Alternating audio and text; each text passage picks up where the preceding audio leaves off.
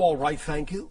For those that are not familiar with this idea, even though it is not literally the birthday as you understand it, in our reality, again, having a different time frame dimensional experience, the date that corresponds to my date of birth in your reality was November 11th. Yes, thank you. 157. Wow.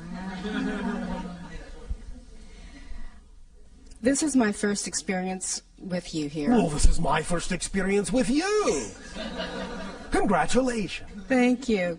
So I have a mundane question. There are no mundane questions. Oh, great. That's good to know. Thank you.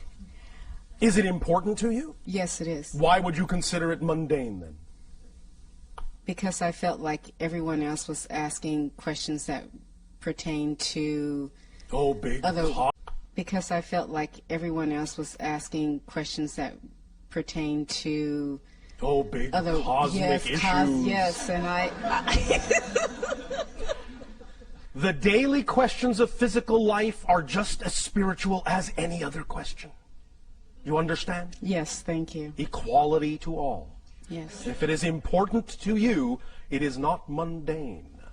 Thank you. All right. What is your question? My question is, I'm in a work environment where I want to know what my purpose there is and how soon can I get unstuck to create the life that I really want, that I prefer. Right. The way we usually go about exploring this issue is to ask you a question, and certainly not a mundane one at all. The question we ask is, are you doing what excites you the most in life or not? No. Thank you for your honesty. The next question is, when will you choose to do what excites you the most in life? Bigger question. I wanted to choose it yesterday, but... And you didn't because? What belief systems are holding you back? Fear. Of? Fear of... Yes. Fear of what? Choosing something and that not really being what really brings me joy. So you're saying that if you choose something that excites you, you might actually be choosing something that doesn't excite you. Well, my challenge is Yes. choosing something that excites me, because it may excite me. Why is that a challenge? It's easy to do. Yes, okay. Do you believe that? Obviously not. No. All right. May I explain it to you in a way that will allow it to seem easier? Yes, please. Why, thank you. The idea that has been, in a sense, perpetrated throughout much of your New Age consciousness of following your bliss and acting on your excitement usually doesn't come with a clear explanation of why or how to do that. Mm-hmm. The idea simply is to understand it first and foremost in a very simplified manner, as follows. When we talk about the idea of acting on your joy, your highest excitement at any given moment, we don't necessarily mean that it has to be a life-spanning career, a gigantic project, an all-consuming endeavor. We literally mean act on whatever is at any given moment out of all the choices you have available to you, many of which may seem mundane. Just act at any given moment on the one that contains the highest amount of excitement out of all the choices you have the ability to take action on. Period. That's it. It's that simple. Excitement is a thread. It leads to all other excitement. So if you are simply sitting around going, oh, I don't know what excites me, just look at what your options are. Just list your options at that moment. If the only options are go shopping, take a walk on the beach, call a friend, just for an example, just pick the one that's most exciting and act on it to the best of your ability, taking it as far as you can till you can take it no further.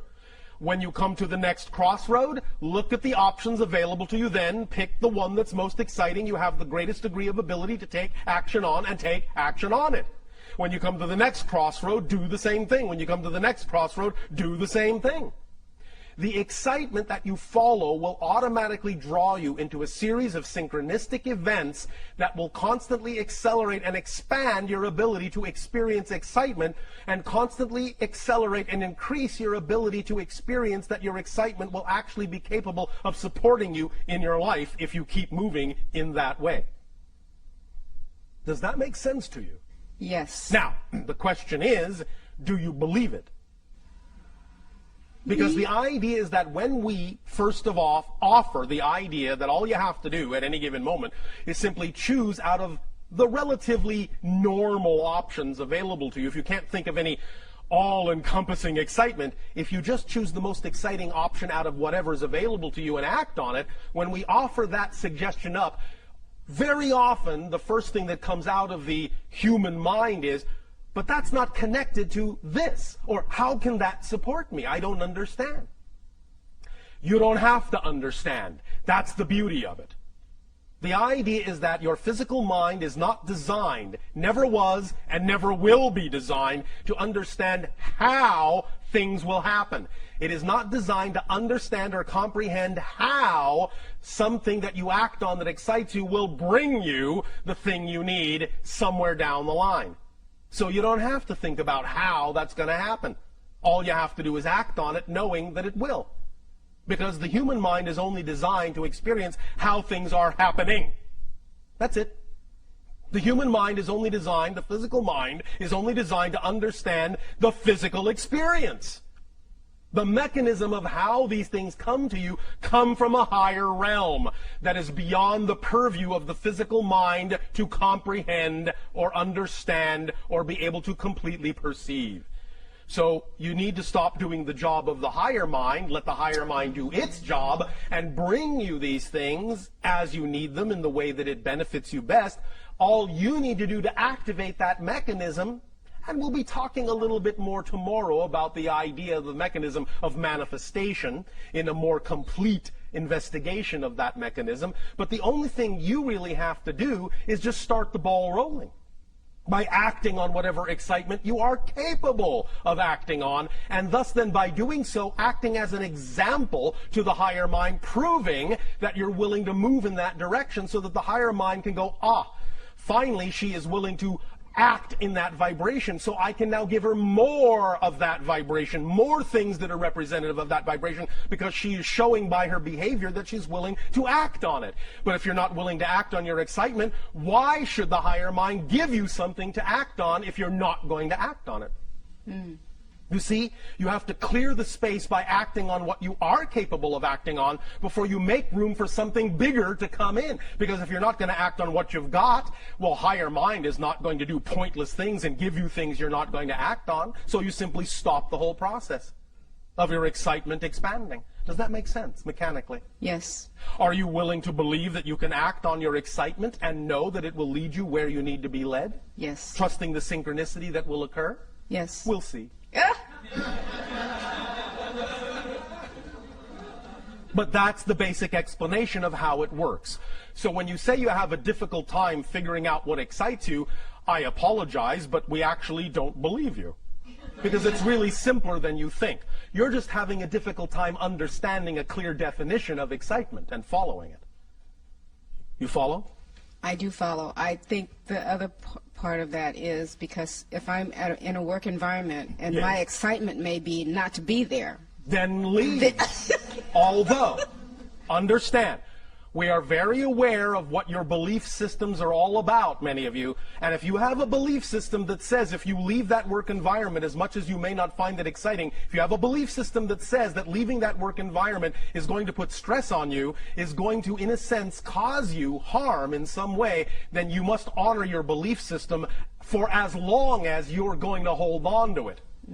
But at least take the steps you can take. At least take the steps of acting on your excitement that you are willing to take. And the more you do that, the more your excitement will prove to you that it can support you as well. And the more it shows you it can support you, the more you'll be willing to let go of those things you don't prefer. So you can do it at your own pace. Don't dishonor your belief system. You can jump off the cliff, but only if you believe that you actually will fly. Otherwise, I would suggest you're in for a very hard landing. So don't dishonor your belief system. Don't just think, all right, I'll just throw caution to the wind and ignore my beliefs. Just think, all right, I'll just throw caution to the wind and ignore my beliefs. That will always get you smacking into that brick wall we're going to talk about tomorrow. But the idea is that when you work with your beliefs and understand why you have the belief that you can't be supported in something that you love as opposed to something you don't love, then when you work with those beliefs, you can change them. And the more you change them, the more you will relax into understanding how your excitement can, in fact, support you. One very strong exercise that I would always suggest to many of you, because it is based in your own reality, so it has more opportunity to stick in your mind, is to look at examples in your world of people that are making a living, in fact making a wonderful living, being supported by doing nothing but the thing that excites them the most. Because I guarantee you, when you look at them and understand how they're doing that, you will understand that if they can do it, you can do it. There is nothing special about them in that context. If you can see it, if you can attract into your reality an example of someone acting on their joy and being supported in their life by doing so, if you could have attracted that example into your reality, if you are capable of even perceiving it, that means you are capable of living it. Otherwise, you wouldn't have been capable of perceiving it, because reality doesn't do pointless things, and you cannot perceive what you are not the potential vibration of. You follow? Yes. Does this help? Yes, thank you very much. Thank you.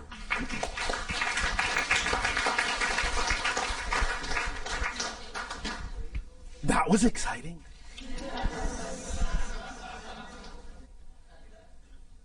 Bashar, we have a question from our News for the Soul listeners. Oh, all right. And this question is, why do we exist at all? Hi, Bashar. And you good day. Happy belated birthday. Oh, because you have to. I'll put it another way. Existence simply is. The question, why does existence exist, is a question created within existence. The question is subject to existence. Existence is not subject to the question. Existence only has one quality: to exist. Therefore, that which exists simply exists. It doesn't in any way, shape, or form need to justify its existence by asking, why does it exist? Existence exists because that's the quality it exhibits. Existence. That's amazing. We think so. All the things that will never exist already don't exist. There's no room in non-existence for the things that do exist. Therefore, if it exists, it doesn't need to explain why it exists. It exists because it's not non-existence. Therefore, the only other place it can be is in existence. That's the ultimate polarity of creation. I get the feeling that the people on your planet enjoy that kind of thinking. We do. There was one other question that I thought I'd slip in here Oh, from all right. another listener, and that is, what's the best way to overcome a phobia? It depends. There is no one best way. It depends upon the person. It depends upon their belief systems. It depends upon what permission slips work best for them. The best way, euphemistically, is their way. Whatever their imagination tells them is their best way. There are any number of suggestions we can make, depending upon the person, depending upon the phobia, but you have to go on a case-by-case basis. There may not necessarily be a generalized idea that will work for all people. Well, what is the basis of phobia? The basis of phobia is the idea of a belief system that allows you to see a representation of the belief that you are completely out of control. Does that make sense? Yeah, and so the specific phobia is a symbolic representation of the kind of belief, the kind of experience of being out of control that the person has.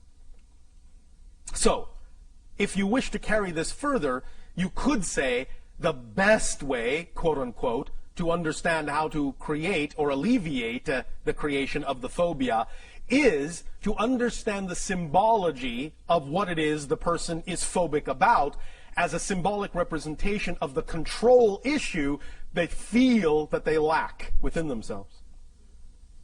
A lot of times people think they're connected like with a past life. In a sense, it can be. However, remember that from our point of view, there really is no such thing as the past or the future.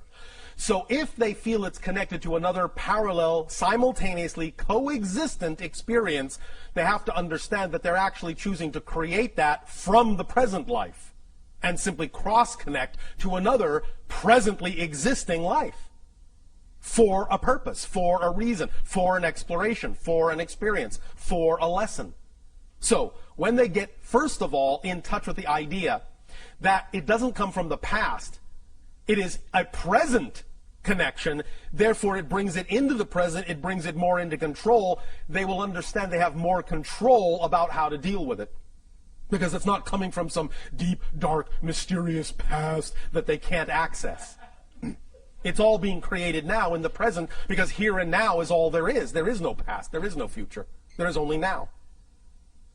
Does that make sense? Yeah, it sounds like a person will choose a corresponding life, a parallel life that has a symbolic representation of an issue that they're dealing with. Yes, now. they could.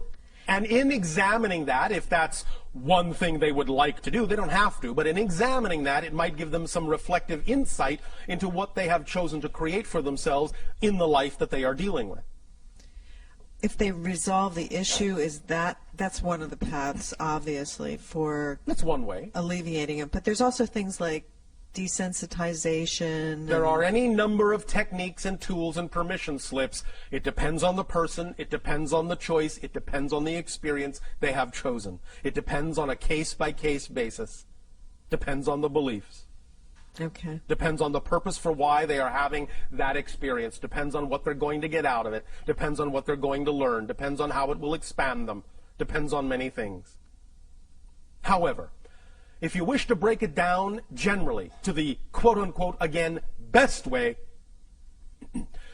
by always acting to the best of your ability on the thing that excites you the most, that process in and of itself will always force you to face whatever issues need to be faced and integrated to allow you to continue on the path of acting on your excitement. Now, of course, if someone is phobic about acting on their excitement, they may be creating an interesting vicious circle experience for themselves. Nevertheless, it will still, by being willing to take any action in that direction at all, open up the synchronicity that will bring to them whatever experience they need to face that issue and bring also with it all the information necessary to deal with that issue if they are open to it. We understand that very often negative beliefs and fear may make it seem as if that's the last thing they want to do, but that's one of the things we're also going to be discussing tomorrow in terms of X-raying the structure of negative beliefs. So, for the idea of phobias, really understanding the structure of the belief that is causing the phobia can also be of great assistance, but the structure of that belief may vary from phobia to phobia and person to person. So there's no, again, exactly one best way, but on a very fundamental level, certainly understanding the structure of the belief that's causing the phobia can at least give a person a head start. All right? Okay, that's great. Thank you. Thank you. Hello. And a you good day. I only have 2 questions. Oh, only 2. Oh, all right. My first question is I am experiencing a lot of change. I am experiencing a lot of change and transition like many people. A lot of what I've built up, Congratulations. I've had to let go of. Yes. And I'm just wondering if there's anything that you could tell us that will help this transition move a little bit more smoothly. Thought I just did. Act on your highest joy to the best of your ability. Now, understand this. When we talk about acting on your excitement, it's because we know that excitement is actually a complete kit. It's the driving engine and the organizing principle of your entire life. So when you act on it fully, as best as you can, what will come with it are all the things necessary to actually allow you to expand in the smoothest, most effortless, most joyful way possible. It's a complete kit. It's self-contained. You don't necessarily need to do anything extra beyond the idea of fully acting with integrity to the best of your ability on your highest excitement in order to attract whatever you need synchronistically to allow you to experience your life in the smoothest way possible. As long as you're always willing to face and integrate and work with and deal with whatever your excitement brings up, then you will find that you'll be able to move forward in the smoothest possible way. Your willingness to allow whatever issue comes up, whatever belief comes up, whatever fear comes up, your willingness to allow it to be there for a reason and use it in a positive way is what will smooth out all the bumps. When you make fear your friend, when you say it's a messenger telling you something about yourself that you want to know, when you understand that fear is nothing but your own energy simply being filtered through belief systems that are out of alignment with your true self, then you can say, thank you, fear, for coming up. Thank you, issue, for coming up and pointing out to me that I have a belief that's out of alignment with my preferred, true, natural core self. And as soon as you identify the belief in that way and relate to the belief in that way and make a friend of your belief in that way, it will smooth out the fear energy into joy and excitement and give you the opportunity to utilize that understanding and that knowledge in the best possible way. Does that make sense to you? It does, but couldn't we have done this without all of this mass disintegration of all that we knew? Couldn't we have done this a different way? Why is it that we're experiencing There are many this ways to do things. This particular reality is the way things are done. You are also, as a soul, having experiences in other realities where things are done differently. But you also chose to be here because you wanted to experience this way as well, because it's one of the valid ways to experience the idea of creation. Breakdown, build-up, destruction, creation. It's a very valid way to experience the idea of creation.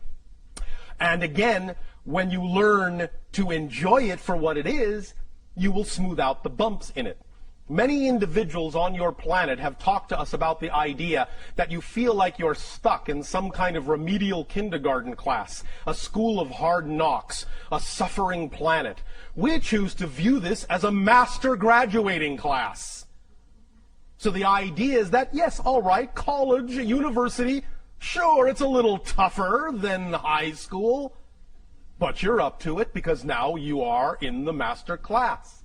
So the more you know that's what it is and the more you treat it as such, the more benefit you will receive from the way things are structured and the smoother things will get, and you will not have to experience it that way anymore. But the idea is, again, using the power of paradox. When you allow it to be all right to experience it the way you are experiencing it, you will no longer have a reason to experience it that way. It's only the resistance to the way you're experiencing it that makes that experience take longer to change. I get it. Thank you. I knew you would. My last question is for the past year during meditation or a time where I'm slowing my mind down to connect, I'm experiencing a lot of pressure in my head. Yes. Could you explain what that's about? There are sometimes different symptomologies when you are realigning energies. Sometimes there are physiological side effects or symptomologies. That's all right. They will dissipate. As you become more smoothly aligned and less resistant to certain kinds of change, those pressures will smooth out. Right now, it's simply the idea that the energy you are attempting to integrate in your estimation, in your belief system, in your definition, is simply more than you're used to. You don't feel equal to it yet. Therefore, as we have euphemistically said by analogy, it's like you are trying to download a dam full of water through a garden hose.